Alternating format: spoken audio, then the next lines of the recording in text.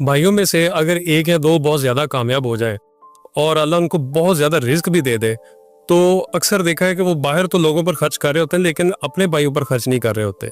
तो आप क्या समझते हैं उनको अपने भाइयों पर कितना खर्च करना चाहिए, या करना चाहिए भी या नहीं करना चाहिए? अल्लाह अकबर, क्यों नहीं करना चाहिए भाई।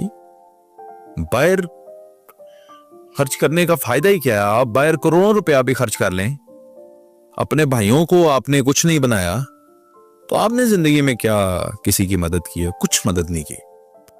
आप बाहर तो बने हुए हैं हातिम ताई, और अपने भाइयों तक इस दरख्त की छांव पहुंच ही नहीं रही, अपनी फैमिली तक इस दरख्त का साया पहुंच ही नहीं रहा। इसका फल जो है वो गैर खाते हैं, अपने मुस्तफीद नहीं हो रहे। मैं कहना लानत पाओ। अक्सर बाकी भाई भी तो मेहनत नहीं ना कर रहे होते। हाँ जी, वो अपनी जगह यार। कोई भी ना नरोज खान ये याद रखना, अपने बच्चों को सूखी रोटी नहीं देना चाहता। कोई भी अपने बच्चों को फल, दूध, गोश्त, टॉयज, कपड़े, अच्छे सहूलियात से महरूम नहीं रखना चाहता। बिल्कुल हर कोई यही चाहता है मेरा बच्चा सोने का नवा। वसाइल अपने अपने होते हैं जी। अब अगर एक भाई जो है अल्लाह ने उस पर करम कर दिया है, उसके पास मालो दौलत है और उसके बाकी भाइयों से इख्तलाफात है, तो इख्तलाफात तो अपनी जगह है ना। ये इख्तलाफात कैसी बंदिश है कि आप अपने भाई पे खर्च नहीं करते। मैं कहता हूं उस दिन वो इंसान शर्म से डूब के मर जाए जिस दिन उसके भाई के घर में इस वजह से कुछ ना पका हो कि उसके पास पैसे नहीं थे। वो बंदा उस दिन डूब के मर जाए जिस दिन उसके भाई या उसकी बीवी या उसके बच्चे ने दवाई इसलिए ना ली कि उसके पास पैसे नहीं थे। ऐसे माल पे लानत जो तुम्हें अपनों से बेगाना करे। और ये फितरत है माल की भी। माल जब बंदे के पास आता है ना तो उसकी नजरें भी दूर दूर तक जाके फिर गिरती हैं, नेड़े तरेड़े को भी नहीं देखता। फिर लेकिन पंजाब में बैठ के जाके कराची के मसले हल करेगा, कराची में बैठ के जाके बलोचिस्तान के मसले हल करेगा। अपने घर वालों की उसको फिक्र नहीं होगी। होनी चाहिए, बहुत फिक्र होनी चाहिए। आपको चाहिए कि आप अपने वालिदैन, अपने बहन भाइयों को छोड़ो, अपने रिश्तेदार, सबसे पहले अपना हल्का है बाबा आपने कवर करना as much as you can. और अल्लाह ने इतना रिस्क दे दिया, जैसे माशाल्लाह पाकिस्तान में मलक रियाज साहब है, बहुत अल्लाह ने रिस्क दे दिया। अपनी फैमिली सारी की सारी उन्होंने सेटल की है। बहन के बच्चों की भी सोसाइटी हैं, अपने बच्चों की भी सोसाइटी हैं, उन्होंने सारे फैमिली को कहीं ना कहीं सेट किया। उसके बाद अब वो चैरिटी का काम करते हैं बहुत बड़े पैमाने पे। मलक रियाज साहब चैरिटी का काम करते हैं बहुत बड़े पैमाने पे, तो वो समझ आती है। लेकिन ये क्या कि आपका भाई जो है वो घर में भूखा, आपका भाई है, उसने सर्दियों के कपड़े ही नहीं लिए, उसके पास शूज ही नहीं है, उसका बच्चा अच्छे स्कूल में ही नहीं जा पा रहा, तो आपकी मालो दौलत का क्या फायदा जी। तो आपने पूछा ये कितना खर्च करना चाहिए? अपनी औकात से ज्यादा खर्च करना चाहिए। अगर तुम बाहर ये ताकत रखते हो कि तुम 10,000 खर्च कर सकते हो, तो पैदा करो अब इतनी हिम्मत अपने अंदर के भाई पे 50,000 खर्च करके दिखाओ। बाहर तुम खर्च करते हो 500, भाई पे 5,000 खर्च करके दिखाओ। वो तुम्हारा भाई है और उसे कभी जिंदगी में एहसान ना जतलाना। और जो कर रहे हो वो इसलिए कर रहे हो कि तुम्हारा फर्ज है और तुम्हारे रिस्क में से उसका हिस्सा है। सही है। तुम्हारे रिश्तेदारों का, तुम्हारे बहनों का, तुम्हारे भाइयों का, माँ बाप का हिस्सा है। कौन सा एहसान कर रहे हो उनको दे के? तो लेके कितों आए हो पैसे जी? अल्लाह ने दिया, अल्लाह दे रहे, तुसी अगे बंदियां नूं दे रहे हो। यानी अल्लाह के दिए में से दे रहे। हाँ, मौला का कौल है, लोग रिस्क को मेहनत में तलाश करते हैं, जबकि ये सहाबत में, सखावत में है। बड़ी बात है सर। लेकिन ऐसा भी तो होता है कि कई दफा कि बड़ा भाई है वो छोटे भाइयों को बहुत सारी अपॉर्चुनिटीज दिलवाता है, वो फिर भी वो हडरामी की तरफ जाते हैं, वो काम नहीं कर रहे होते यार। उसके बाद ये वो क्या अब एक और चैप्टर है, this is also the fact जी, कि जिन्होंने नहीं काम करना ना उन्होंने नहीं नहीं कर, अब ये तो भी वो मदद करे, फिर भी करे, ठीक है। मतलब ये तो इख्तलाफ है ना जी, आप मेरे छोटे भाई हैं और आप काम नहीं करते, फर्ज करें आप मिले, तो मेरा आपसे ये इख्तलाफ तो रहेगा ना कि आप काम नहीं करते। ये तो बड़े भाई का, किसी बुजुर्ग का, ये तो आपकी माँ का भी इख्तलाफ होगा, आपके बाप का भी होगा, आपके दूसरे भाई का भी होगा, आपकी बहन का भी आपसे ये इख्तलाफ होगा, क्यों नहीं काम करता तू? तो मेरे लेकिन ये इख्तलाफ रखते हुए ये क्या तरीकाकार है कि मैं अब आपके मैं आपकी मदद कर सकता हूं, कोई आपसे वो खत्म कर दूं? काम नहीं करते तो अपने लिए नहीं करते, मेरा क्या लेते हो? मुझे तो जो अल्लाह ने इस्तिताअत दी है, मैंने तो उसके मुताबिक आपको देखना है ना जनाब। सही। तो वो काम करता है या नहीं वो अपने लिए। अच्छा, अब आ गई अपॉर्चुनिटीज पैदा करना। अपने भाई के लिए अपॉर्चुनिटीज पैदा करनी भी बंद ना करें। जितनी अपॉर्चुनिटीज आप अपने भाई के लिए पैदा कर सकते हैं वो करें। और अपने भाई के लिए क्या, मैं आपको एक बात बताता हूं, मैंने ना ये सीखा है वक्त से। बाज़ औक़ात लोग ना, मुझे खास करके और लोगों को भी इसी तरह, ऐसा काम कह देते हैं जो मेरे बस का ही नहीं होता। मैंने अब नियत कर ली है कि जब वो मुझे काम कहेंगे ना, उसके लिए मैंने इतनी सी सही कोशिश जरूर करनी है। पहले मैं पता क्या करता था, या लोग क्या करते हैं, आपने कह दिया आपने मुझे कह दिया कि जज साहब ਨੂੰ फोन ते कर दो, साड़ा केस लगे है, ਤੁਹਾਡੇ ਬੰਦੇ ਨੂੰ फांसी ना हो जाए। ਹੁਣ मेरे वास्ते जज साहब ने मेरी कितों सुननी है? वो तो अपने फैसले करते हैं। सच बात है।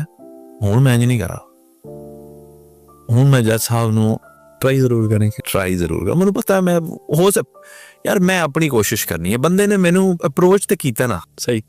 हूं मैं अपनी कोशिश, अब मैं कोशिश जरूर करता हूं। अच्छा, अब इसके अंदर आपको पता हुआ क्या है कि मेरी सोच से ज्यादा लोगों के काम होने शुरू हो गए। अच्छा, मेरी सोच से ज्यादा। एक बंदे ने मुझे रिसेंटली एक सीवी भेजी और कहा कि जनाब बहुत टैलेंटेड बंदा है, एंड टैलेंटेड है जनाब, इंज कर देगा उंज कर देगा। आई वाज लाइक यार, ਤੇ ਇਹ ਜ਼ਰਾ ਇਹਦੀ सीवी एक यूनिवर्सिटी है, मैं उसका नाम नहीं लेना चाहता, इस यूनिवर्सिटी जो दी सीवी ते भेज दो। मैं क्या यार, यानी उस यूनिवर्सिटी से आपका कोई डायरेक्ट लिंक नहीं था मेरा लिंक, लेकिन उसे नहीं पता था कि इनका है या नहीं भी हो सकता ना। अब सारी यूनिवर्सिटी से मेरा लिंक तो नहीं, लेकिन उसमें लकीली था। तो मैंने उस यूनिवर्सिटी के डायरेक्टर को वो सीवी भेज। एंड यू इमेजिन कि उनकी मुझे वापस मैसेज आया और उन्होंने पता क्या कहा, यार ਇਹੋ ਜਿਹੇ ਬੰਦੇ ਤੇ ਅਸੀਂ ढूंढते होने हैं। अच्छा, ये किधर से पकड़ा आपने, ये तो शाहकार है, सही। तो बड़ा कमाल का बंदा है। सही। बहुत शुक्रिया आसिफ भाई आपका, गुडविल भी बन गई। सर मेरा की गया है यार, मैं तो चुप के फॉरवर्ड ही। तो ये असबाब आप अपने भाई के लिए नहीं पैदा कर सकते। बिल्कुल सही। की जाता है यार थोड़ा। और आपकी कंसर्न ये है ना कि आप उसको काम लगवाएंगे तो करता नहीं है और छड़ जाता है जी, और वो काम तो करता नहीं, दिल नहीं करता, उसे मेरे ताल्लुकात भी खराब कराए। यही कंसर्न है ना। ऐसे ही होता है सर। की हो गया भरा तो बड़ा कोई तल्लक है नहीं, भाई से बड़ा तो कोई नहीं। कोई गल नहीं। और यकीन मानो नरोज खान, एक फर्क भी तुम्हें बताता हूं कि ये जो बहन भाई या रिश्तेदार भी इस कैटेगरी में फॉल करते हैं, इनमें और दूसरे लोगों में फर्क पता है क्या होता जी? कि दूसरे लोग जो आपको अपना सहारा नजर आ रहे होते हैं ना, ये फर्श की मानद होता है। आप गिरते हैं ना तो वो फर्श बनते हैं, आपको चोट लगती है। ये जो भाई और रिश्तेदार होते हैं ना, ये कुशन की मानद होते हैं। आप गिरते हैं ना, ये चोट नहीं लगने देते। सबसे पहले आपके मुश्किल वक्त में आपको आपका भाई नजर आएगा। और कौन नजर आएगा? आपका बाप नजर आएगा। और कौन नजर आएगा? आपकी मां नजर आएगी। और इन सब से भी आगे खड़ा होगा एक और बंदा। अगर आप औरत हैं तो आपका शोहर, और अगर आप मर्द हैं तो आपकी भी आपके बच्चे। ए खून दे रिश्तियां ते कलावा मार के रखना है ना, इनको तो अपने से जुदा ही नहीं होने देना। ये बड़े कीमती रिश्ते हैं, आप यकीन जानिएगा।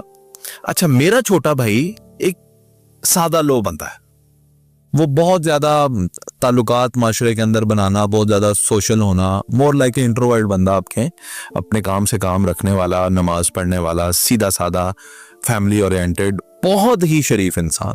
मतलब मैं अपने से तो बहुत ज्यादा नंबर देता हूँ उसे शराफत में। हम तो फिर थोड़ी बहुत बदमाशी कर लेते हैं ना, वो तो बहुत शरीफ आदमी। तो जब मेरा जेल का वाकया हुआ, मैं जब जेल गया, अब मेरे भाई ने ना कभी जिंदगी में कचहरी देखी है, ना थाना देखा है, ना जेल। शरीफ आदमी है, मेरे वालिद भी इसी तरह। मैंने आपको बताया, हम तो थोड़ी बहुत इस तरह की शरारतें करते रहते हैं, तो आना जाना और फिर ये चीजें लगी रहती हैं। तो जब मैं जेल में गया तो मैं हैरान था कि मेरी पहली पेशी पे ही मेरा भाई उधर चुप करके एक साइड पे खड़ा हुआ, खामोश। उसे नहीं पता कि आज मेरे भाई को सजा हो जाएगी, या इसको ले जाएंगे, या इसको मारेंगे, या इसके साथ क्या करेंगे। लेकिन फिक्र थी, वो कुछ भी नहीं कर सकता था। यानी वो एक बेबस इंसान था। मैं नहीं जानता कि वो पहुंचा भी कैसे, और उसके वहां पे पहुंचने से पहले पहले मैं बड़ा मजबूत था, लेकिन जब मैंने उसे वहां पे देखा ना तो थोड़ा सा दर्द हुआ कि मेरी तकलीफ को ये क्यों महसूस कर रहा है। मुझे तो अल्लाह ने बड़ा बनाया, मैंने तो इनकी तकलीफें बर्दाश्त करनी है, ये तो नहीं डिजर्व करता कि ये मेरी तकलीफ बर्दाश्त करे। तो भाईजान भाई होते हैं। मियाँ साहब का शेर आपको सुना दूं कि पाई पाइयां दा दर्द वडोंदे ते पाई पाइयां दियां बावां, बाप सिरां दे ताज मोहम्मद तो मामा ठंडियां छावां। लेकिन भाइयों की एक किस्म वो भी तो पाई जाती है ना, जो छोटी छोटी जायदाद और पैसे की खातर उनके खून सफेद हो जाते हैं। आज पाई जाती है, फिर भी उनका ख्याल करे। फिर भी ख्याल करे। क्या हो जाएगा जब जायदाद और खून और इस तरह की चीजों में। मैंने अपने बाप से सीखा है कि जायदाद के पीछे नहीं लड़ना। जाती मैटर्स हैं, लेकिन हमारे भी वालिद के भाइयों में यानी चचा ताया, इनके साथ जमीनों के मामलात चल रहे हैं, चलते रहेंगे, जो कुछ भी है होता रहे। लेकिन मेरे वालिद की जमीन पे अगर कोई काबिज भी है तो मेरे बाप ने ये कहा कि बेटा हमने इस जमीन के टुकड़े के लिए लड़ना नहीं है। सही, लड़ना नहीं, यानी ये रिश्ते संभालने हैं। हाँ, तो हम नहीं लड़े जी। और इस सब्र ने, अल्लाह ने इस सब्र की वजह से हमें बड़ा नवाजा, औकात से बाहर, हैसियत से ज्यादा, बेहतर से बेहतरीन उसने नवाजा। तो ये रिश्ते जो होते हैं जी, ये जमीन के टुकड़ों के पीछे लड़ने वाले, मैं उन्हें भाई कहता ही नहीं हूं। वो कहते भरा ने जड़े जमीन के टुकड़े पीछे लड़ पैण। भरा नूं भरा दी शर्म होनी चाहिए। बस ये याद रखना, जब तक शर्म करते रोके ना, कि एक चीज याद रखना, अपने बड़े भाई के सामने कभी खड़े मत होना, कभी मत खड़े होना। वो जो भी फैसला कर दे उसको मान लेना, और मैं तुम्हें लिख के देने के लिए तैयार हूं, तुम्हारा बड़ा भाई तुम्हारे साथ ज्यादती नहीं करेगी अगर तुम उसकी मानने वाले हो। अगर उसको बड़ा भाई मान लिया, अगर तुम मानो ही ना और तुम उसके भी जलील रुसवा करो और फिर कोर्ट कचहरियों में जाओ इसलिए कि वो हमारा फैसला करें, तो जो फैसला कोर्ट कचहरी में चला जाता है वो हल नहीं होता। बिल्कुल ऐसा, वो तबाही होता है। फैसले तो दिलों में हल होते हैं, घर में तीसरा तो 1 मिनट में हल हो जाता है। जमीन है तो मेरा छोटा भरा है, तेनू चाहिए ले ले, जमीन दे दे, भरा रख ले, की हो जाएगा। लेकिन ये सिर्फ कौन करता है? बहुत मुश्किल है। हाँ जी, और माँ बाप को भी चाहिए कि विरासती जमीनों को अपनी जिंदगी में तकसीम करके जाएं ताकि भाई आपस में सलूक इत्तेफाक से रह सके।